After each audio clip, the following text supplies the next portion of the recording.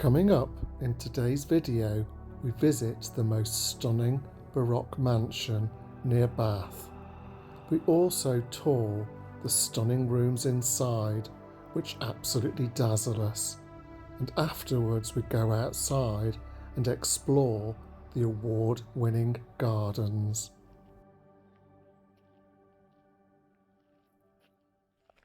Well, hello friends. Hello. Welcome back to the channel. Thank you for joining us today. We hope this video finds you all well. And behind us you can see Dyrham Park. You can indeed. Dyrham Park is nestled in an ancient deer park at the head of the Cotswold Ridge. It was built around 1700 for William Blathwayte, who was at the time King William III's Secretary of State. So this is a very special house. If you'd like to journey back in time with us, come inside now. Let's go.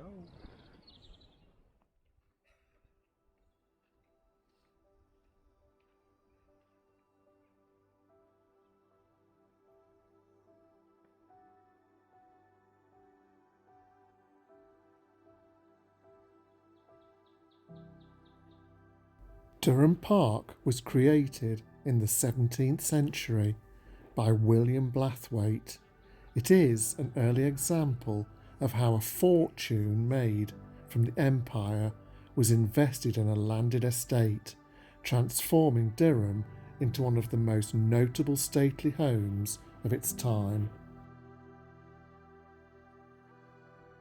William was Secretary of State for King William III, and he needed a home to reflect this very important position.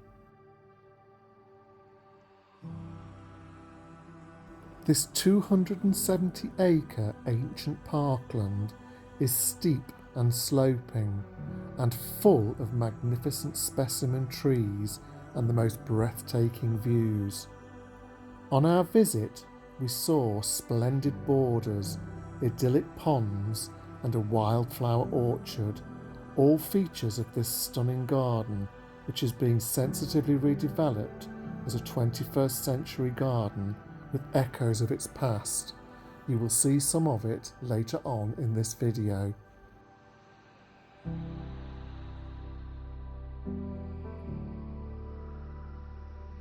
As we stepped inside this magnificent mansion, we got a flavour of the life William Blathwayte would have enjoyed.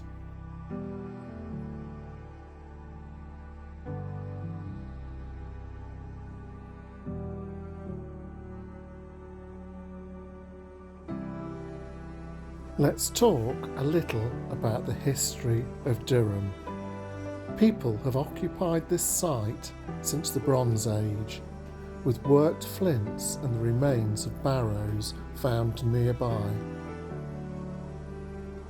The very first documented evidence of a manor house on this site was recorded in a survey of 1311. The survey describes the house, including a hall, a high great chamber, and even wine cellars.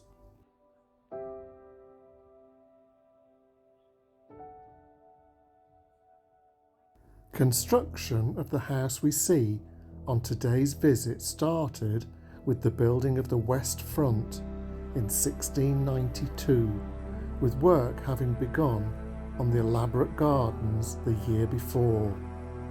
Little-known architect Samuel Hardyroy was the first to be employed on the project, followed in 1700 by William Talman, who was commissioned to complete the east front. He was much better known, being the comptroller of the Royal Works.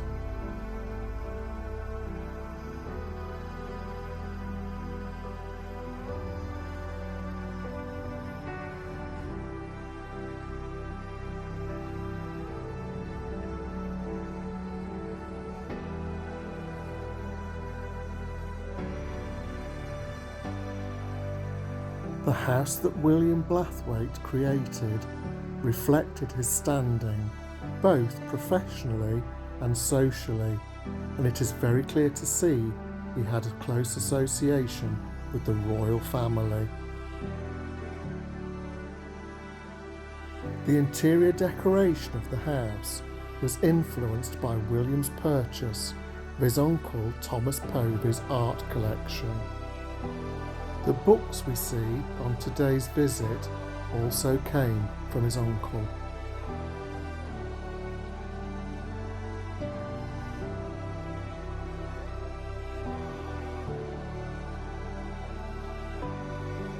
Thomas Povey had raised Blathwayte as his own son and set him off in a career in government and colonial administration.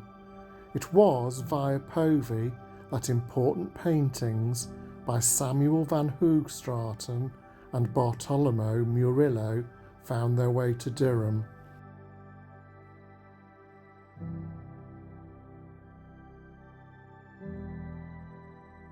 Blathwayte would go on to raise his own sons in a manner befitting their gentlemanly status, and between 1705 and 1708 they both travelled across Europe on a grand tour.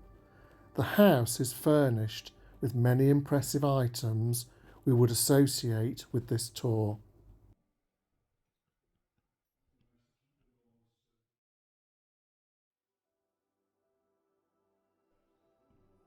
Moving forward to more recent times, in 1938 their descendants leased Dyrham to Lady Anne Islington, whose husband had been Governor-General of New Zealand. During this period, substantial decorative alterations were made to the house, including painting the panelling off-white, installing wallpapers and also the addition of bathrooms.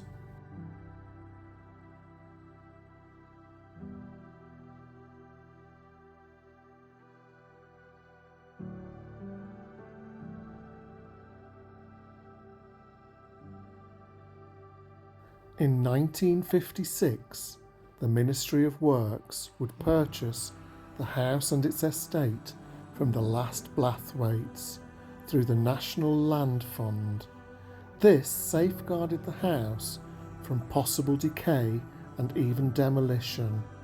It was then transferred to the National Trust, who, after extensive repairs, opened it to the general public in 1961.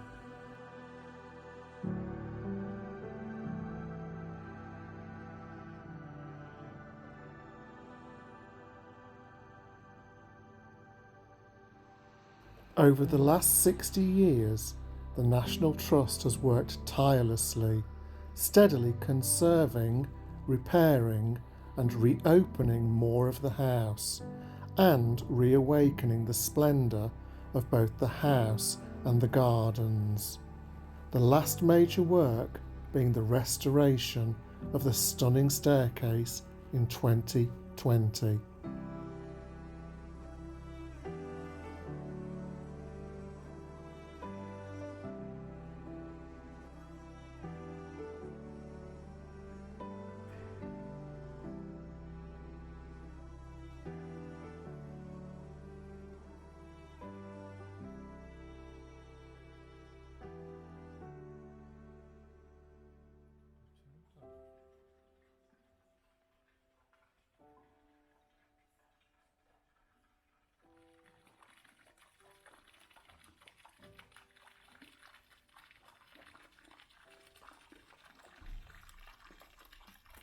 Well, we've just been inside Dyrham Park. Very impressive. Very impressive. We really liked that, didn't we? Of Chatsworth, didn't it? It did. It certainly had a Chatsworth kind of vibe on a smaller scale, but really liked that. We hoped you liked seeing it too.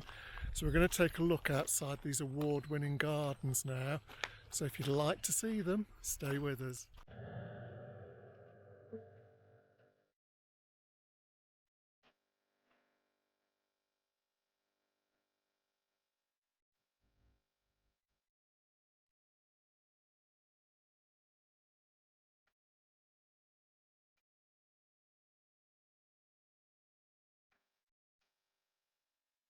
The National Trust have been working really hard, particularly over the last 20 years, to restore these gardens, and they're kind of putting a more modern twist on what would have been here originally.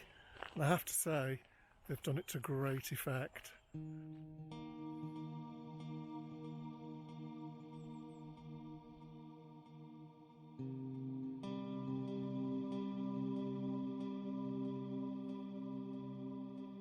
Just down here we can hear the sound of water, so I think there's a lake up ahead.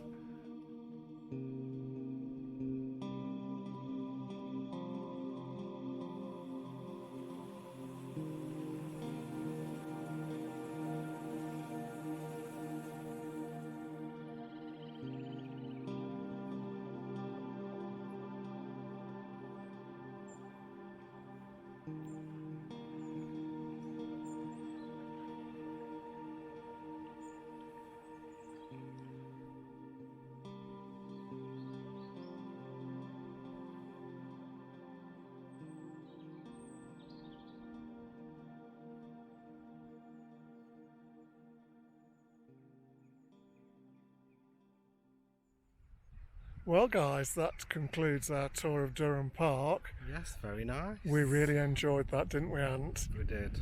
It's a house with plenty of rooms to see. Bit on the dark side because obviously they are conserving the woodwork and paintings and furniture, but really worth seeing if you get the opportunity. So we hope this video found you well. We hope you enjoyed seeing it with us. If you did, give us a thumbs up, subscribe, it's totally free. Give us a comment, we always reply, and ring the bell if you want to see more notifications. Thanks guys, and we'll see you on the next one. Take care. Bye bye. Bye.